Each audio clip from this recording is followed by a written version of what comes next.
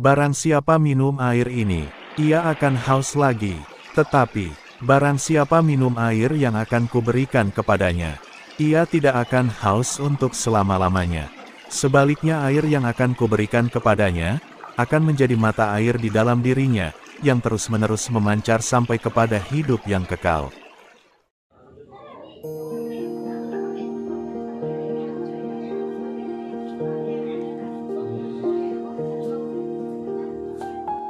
Inilah seminar Kerahiman Ilahi, seramai lebih 130 peserta, yang telah menyertai seminar Kerahiman Ilahi. Pada tarikh 16 Mei 2024, kebanyakan mereka adalah yang dewasa dan berkeluarga. Tetapi sebenarnya, seminar ini dianjurkan untuk semua umat Katolik. Siapapun yang mempunyai kesempatan, mereka inilah yang beruntung dan terberkati dalam acara ini. Kerana seminar Kerahiman Ilahi adalah sumber pengetahuan, sumber iman, dan juga mengalami proses pertumbuhan yang berterusan tanpa lelah.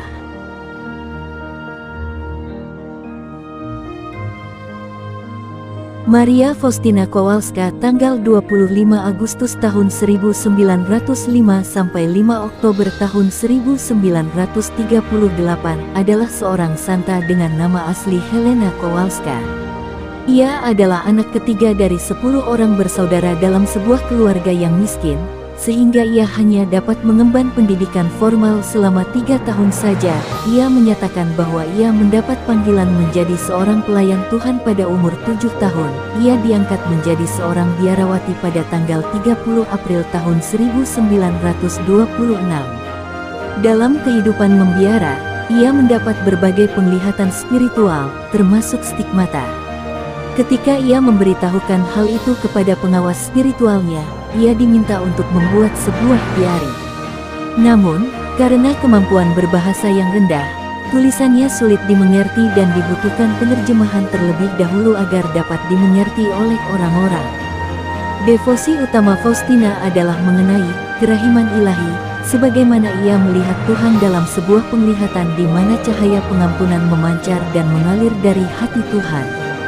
Faustina meninggal karena penyakit tuberkulosis pada tanggal 5 Oktober tahun 1938. Ia dimasukkan ke dalam daftar santa oleh Paus Yohanes Paulus II pada tanggal 30 April tahun 2000. Ada dari Outstasi, Loko Bunga, Pengobodan, ada? Oke, siapa? Oke, kita pergi ke Udon. Ada teguran? Ya, ada berikan juga. Oke, dari teguran kita pergi mana? Ada mana? Dalam perjalanan ke. Oke, kita doakan perjalanan selamat. Selamat datang semua peserta.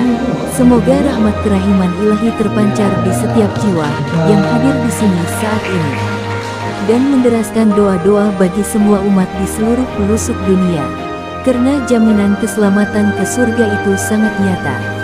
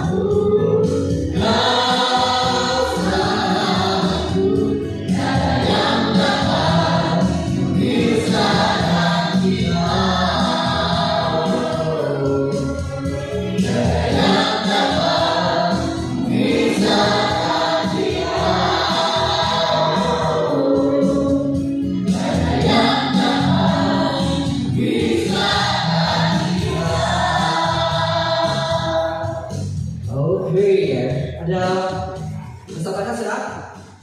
Kita pada hari ini, di mana kita ingin memperbaharui hubungan kita dengan Tuhan dan memohon belas kasihan Tuhan. Jadi kita dalam sesi suai kenal, kami sebenarnya adalah tim devosi kerahiman ilahi daripada Diosis Kota Kinabalu, dan kami telah pun bergiat untuk menyebarkan devosi kerahiman ilahi ini mungkin dalam kawasan 18 tahun sekarang. Jadi di pusat di diosis kita di Karasulan 90 lebih bahasa di seluruh dunia. Dan semasa Santa Faustina berada di konven, dia menulis segala pesanan Tuhan Yesus tentang devosi kerahiman ini dengan sungguh-sungguh. Dan kita nampak di sana cerisah tulisan Santa Faustina begitu cermat. Dia tidak pernah kasih tukar-tukar pangkal-pangkal begitu. Dia berkata, dia menulis dalam diary dia, apabila pesanan Tuhan Yesus itu datang kepada dia, seolah-olah dia datang sebagai satu gambar di dalam pikiran dia, dan dia akan ingat setiap perkataan satu persatu untuk dia tuliskan. Jadi kita dapat buku seperti ini, dan kita tahu juga bahwa Diary Santa Faustina ini adalah buku yang kedua terlaris di dunia, buku religius yang kedua terlaris di dunia. Saya katakan tadi diterjemahkan lebih daripada 90 bahasa di seluruh dunia, dan dia menjadi buku religius yang kedua terlaris di dunia. Buku yang terlaris di dunia ialah apa, saudara-saudari? Alkitab, ya, betul. Alkitab itulah buku religius yang terlaris di dunia. Jadi kita berkata tadi, Santa Faustina ini dia cuma bersekolah kurang daripada kerja 3. Bayangkan. Ya, walaupun kita berdoa sudah meninggal dunia, Yesus masih ingat bahwa kita pernah berdoa untuk jiwa ini, dan Dia akan pastikan jiwa itu selamat. Jadi tidak ada alasan untuk kita berhenti berdoa. Teruskan berdoa hingga ke akhir. Saudara dan saudari, jadi dia mengatakan bahwa dia tidak akan. Jadi teruskan. Jam 3. Oke, jam 3 ini sangat pendek, saudara dan saudari. Sangat pendek.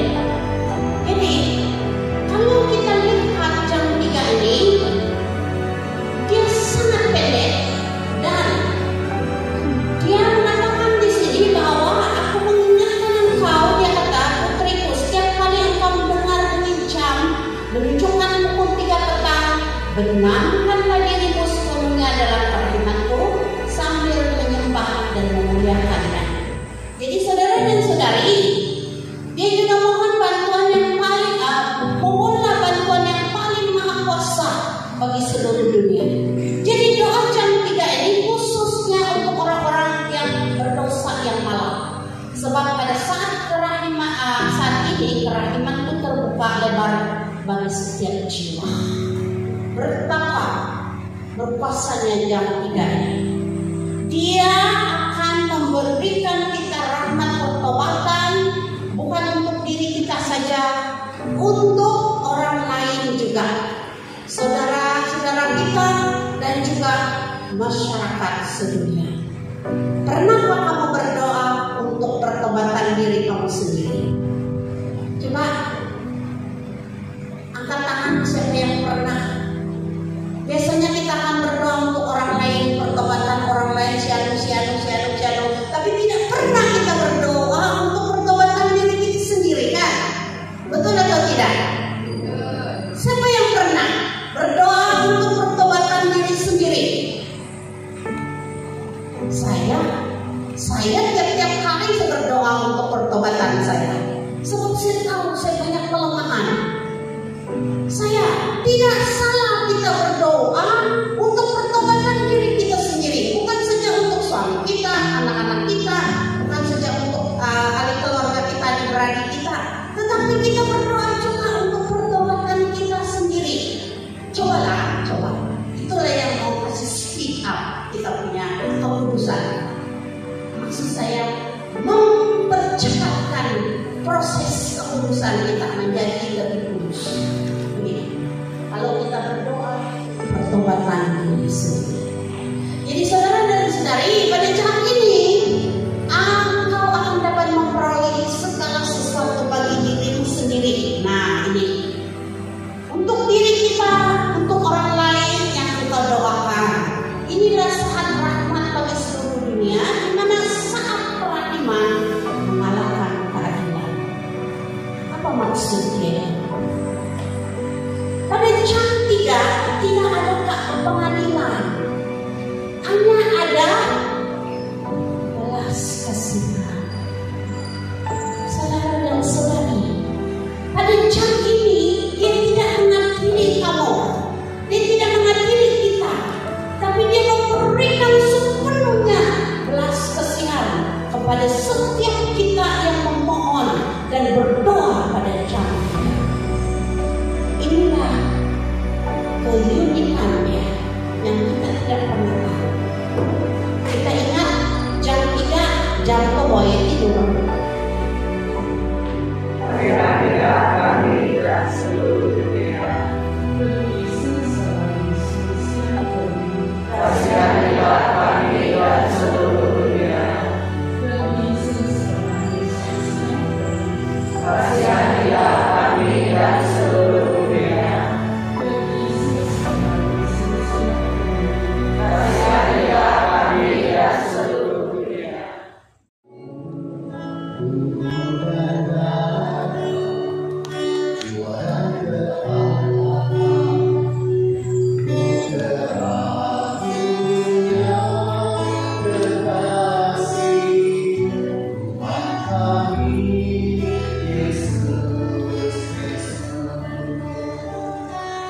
Demi penebusan dosa-dosa kami dan dosa seluruh dunia,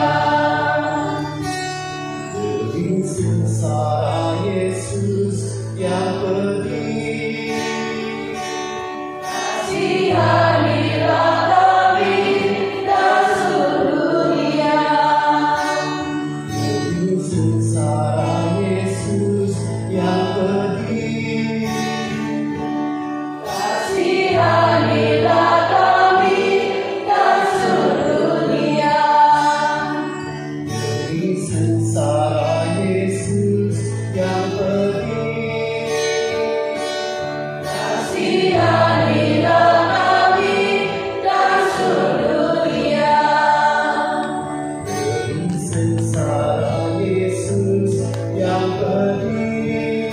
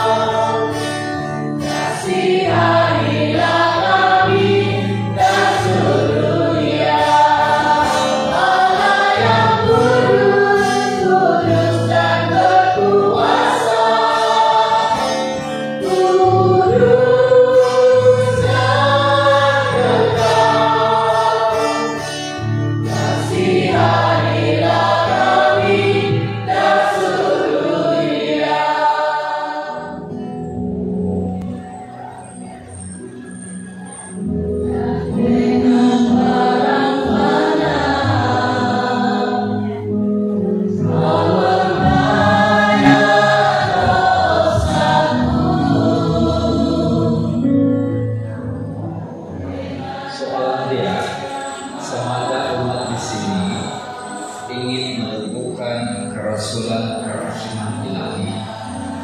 Karena kalau kamu ada kerasulan kerahiman ilahi, kamu boleh menyelenggara, kamu punya aktiviti amal belas kasih, seperti pergi mendoakan seseorang yang sakit berat secara berkumpulan, ataupun lain-lain jenis amal belas kasih.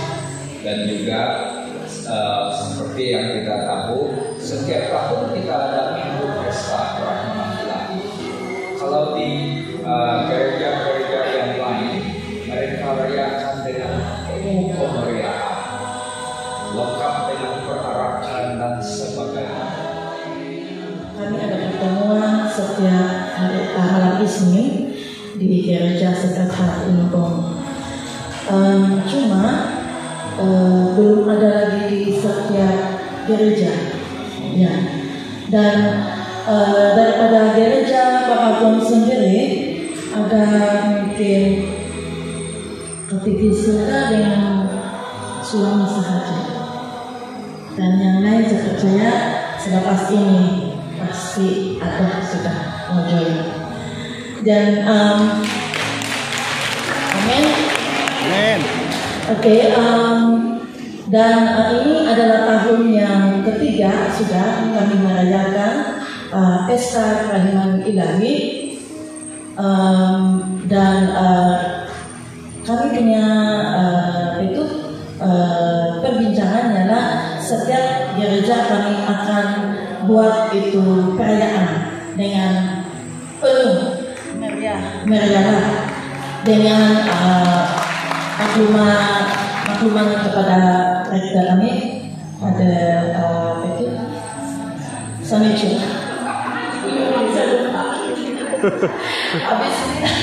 Oke. Yang pertama sebenarnya kami pernah memanggil tim Alex untuk datang berkongsi tentang kerahiman ilahi di Sacred Heart Inubong, yaitu tahun 2022, 9 bulan April 2022, di mana pada hari itu kejadian di mana rektor kami mendiang pas away on that day itself. Yeah. So ramai sebenarnya datang pada waktu itu, penuh itu Dewan ICC. Tetapi disebabkan kejadian itu, saya percaya saya sendiri pun hilang fokus, dan saya percaya yang lain datang itu pun terganggu selepas itu. Dan tahun berikutnya kami tidak sempat memanggil untuk rektor diocese untuk memberikan seminar. Dan tahun ini adalah yang kedua kalinya tim Katedral Lawrence Villa. Dan perencanaan untuk tahun depan kami memanggil sekali lagi, yaitu kami akan tumpukan di bagian gereja di Bogor. Dengan rencana Tuhan yang bagian terjadi.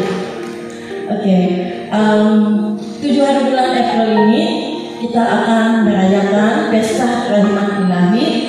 Tuan rumah adalah di Sacred Heart Inubong. Jadi saya menjemput semua kita ini yang sudah menjadi pendevosi kerahiman ilahi bermula pada hari ini untuk memeriahkan bersama pesta kerahiman ilahi itu. Kita kasih heavenly itu pesta kerahiman ilahi di Sacred Heart Inubong. Tujuan tepuk tangan untuk kamu semua. Dan syukur Tuhan juga kepada semua peserta di bawah Sacred Heart Inubong yang sulit untuk meluangkan masa, untuk memberi masa kamu satu hari ini untuk menimba ilmu, untuk mendengar ilmu tentang kerahiman ilahi. Jadi kita sangat bersyukurlah kita diberi kesempatan.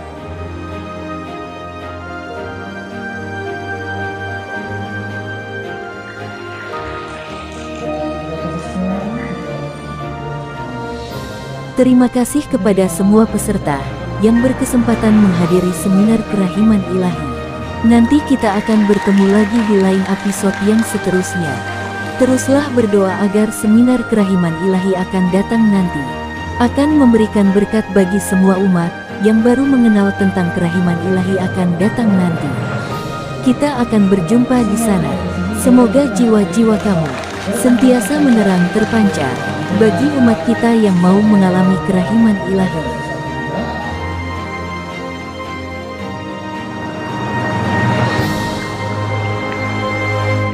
Apabila dengan hati yang sungguh-sungguh dan dengan iman yang kuat, engkau menderaskan doa ini atas nama seorang yang berdosa, aku akan memberikan rahmat pertobatan kepadanya.